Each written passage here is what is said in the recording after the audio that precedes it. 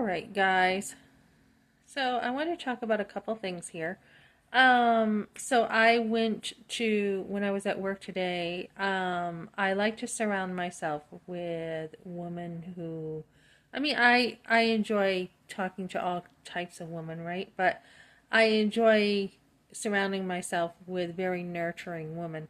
So, I was talking to a group of ladies at work, and they were Spanish speaking, right? Some of them were. And yesterday, someone said, "Do you speak Spanish?" And I said, "Not really, no." And she said, "Okay, so I'm setting you up to train with someone who speaks English." And I'm like, "Okay, great," because we can work together better and get things going. So, anyways, I was sitting down with some of the ladies today, and um, no English I heard. And I said, no Espanol, right? And I said, except, sí, como es tu, uh, mi casa, um, tu casa, something like that, right? And I was like, I was really being silly. I'm like,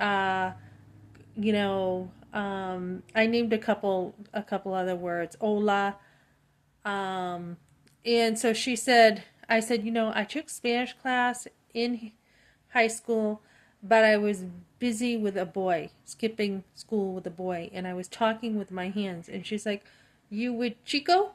And I'm like, "Yes, Chico." So, just a fun group of ladies, and I enjoyed talking to them. And also, when I was at Focus on the Family, I want to talk about the heart I have for women, because I picked up this book, Surrender the Secret. And this is by Pat Layton. And I would recommend this book. And I started it, and already it's good. This is the book I wanted to get a while ago on the internet. And it's a workbook. So you're not going to find it at the library. Anyways, we were talking, and I'm getting to know these ladies. I enjoy hearing different stories. And so I got this book because I have a heart to help women. I almost got a book called The Christian History. Christian History, I think it was. I may get that another time, but I picked it up, and it was talking about Bloody Mary and how she killed those who did not agree with her. And she actually wasn't supposed to be the one who was next in kin.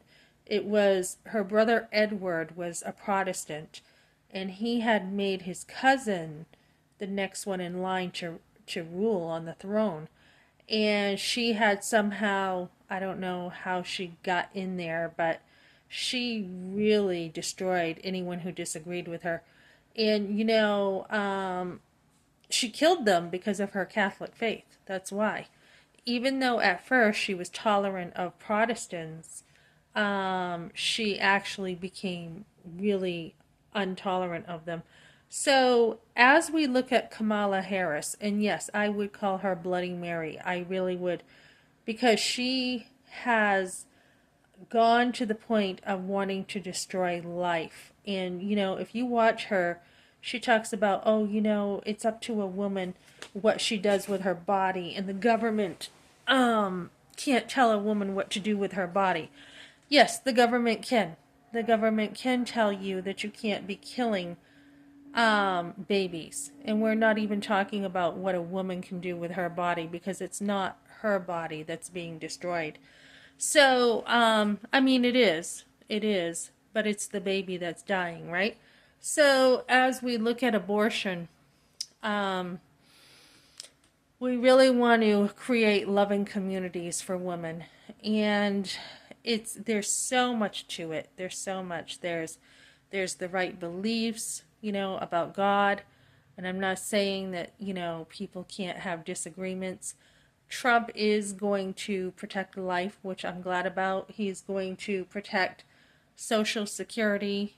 He's going to, it's a no-brainer to vote for Trump. And he even said just an hour ago, I was listening to him, maybe not even an hour ago, that he is a Christian. So I am very glad to hear that. But he's not going to be like everyone has to agree with the Christian faith.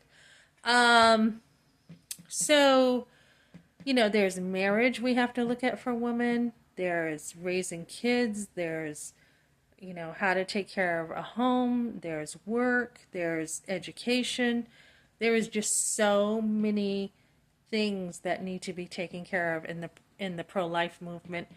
And I had an email the other day. I do get emails, and someone said what Planned Parenthood is doing now is they are copying other organizations. There's a few of them that have the mobile bus. So they are copying the mobile bus model, and it's just a van where they're out killing babies. So we still have back alley abortions. Their whole fight against, abortion being safe and their fight against back alley abortions, where in the world is that coming from? Because now we're seeing unmarked vans that are getting women to have abortions where states have said, no, abortion is not allowed, or not even not allowed, but when women are too late, right? So they have the unmarked vans, they're not safe, and they are performing abortions in vans is the newest news I heard. So they're back to that. They don't really care about women. They don't really care about babies. And if they do at all care, it would be a very, I don't want to say, people can be sincere. I don't want to say disingenuous, but a very misguided idea of what it is to care for women. So Kamala Harris, I mean, I had someone, respond to me on that post in my community saying, oh, Kamala Harris, no, what did she say? Women have freedom to choose. And this is the person's name. And they said that they have a right, if it's without malice, to do that. And no, even if you wouldn't go up to someone and be like, hey, I want to murder you. I don't mean to be mean about it, but I'm going to murder you anyways, right? It doesn't matter what the heart is. And if the heart is trying to save face, it's double whammy. So, this is kind of the way it is, the abortion thing. So this woman, this is one of the best books I've seen so far on healing. And I've read a lot of books. And she is like, how old were you? Were you forced? Were you talked into it? What kind of pressure? I think pressure is huge for women. What kind of pressure were you feeling? What kind of lifestyle were you living? She really gets into questions that others have not asked. And today I was asked in an email to actually go further into communicating with things that need to be talked about in the pro-life movement. So I will be doing that.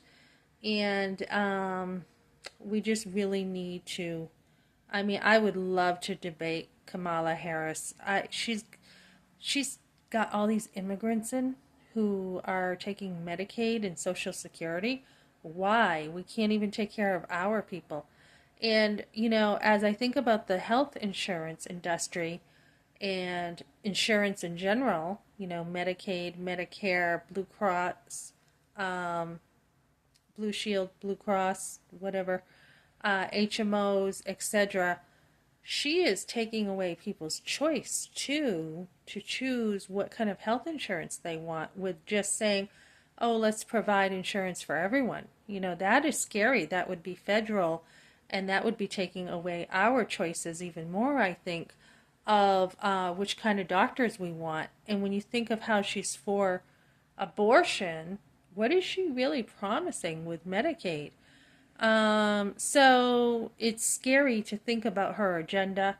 I really cannot stand the woman. I really can't.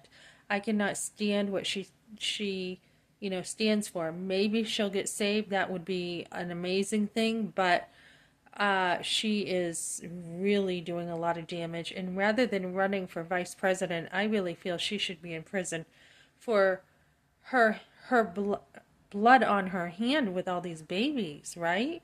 Why are we thinking it's okay to vote for someone like this who is killing babies or allowing it left and right? She has no right to do this in the government. You know, the government has a right to say you can't just go killing your baby. And I know it's a little different than going up to a person who's, you know, in front of us, but still, even if the baby's in the womb, it's still murder. So, she does not deserve our votes. She doesn't deserve to be vice president at all. And she has blood on her hands, along with, you know, all those who support abortion. Blood is on the hands. So I think the day that God does deal with America and those who are guilty and have not asked for forgiveness from Christ, I think it's going to be hell on earth that day. So that's what I got for now. I will be sharing stuff in this book as I read it. And really, you know, so many women have been hurt by abortion. So many women. And, you know, another comment I got was abortion is not murder, it's health care. No, it's not.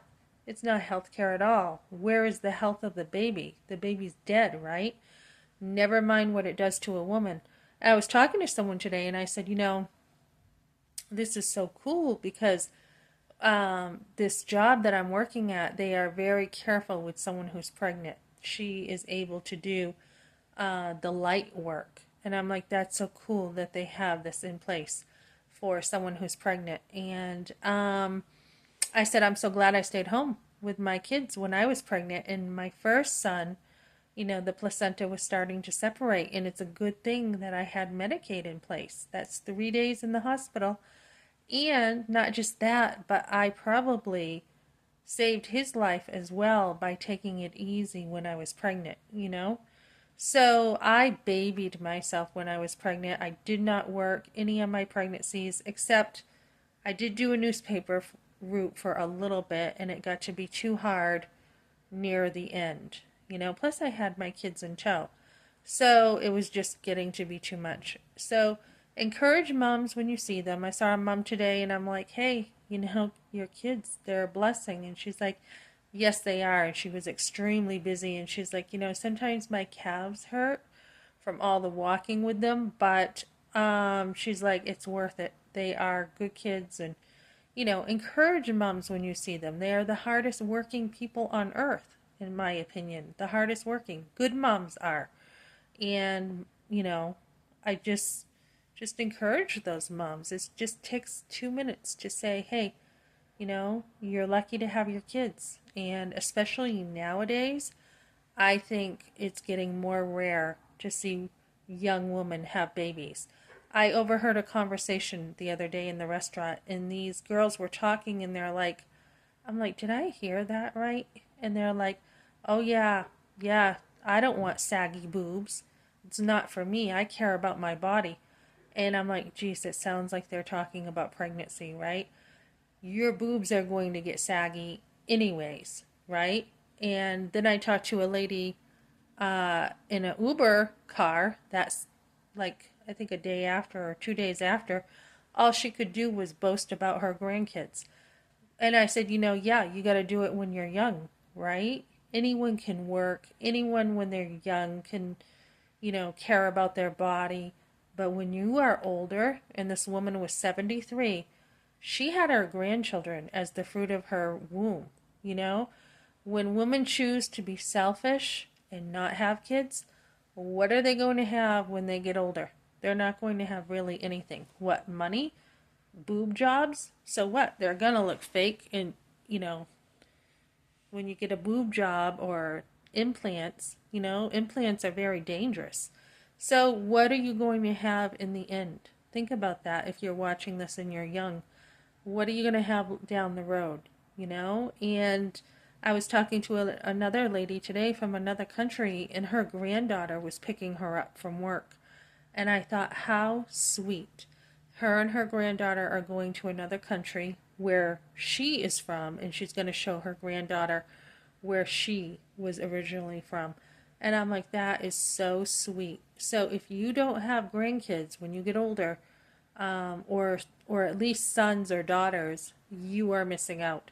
And it doesn't matter how much money you have. I have the ability now to work, and I don't have a problem now with money. I mean, no, I won't have any problem. I have so much work available that I'm not going to have a problem with money.